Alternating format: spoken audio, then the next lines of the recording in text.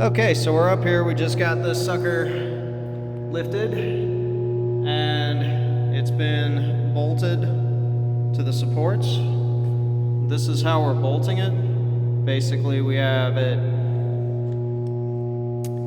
attached to a releasable device into one of the bolt holes, but that will only be on the bolt hole on the side of the platform piece.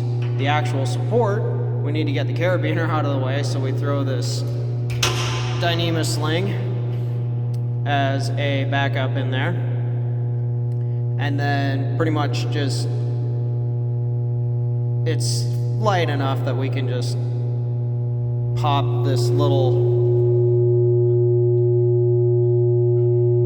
pin in through the bottom, and then we can bolt it in. So we've got 3 done.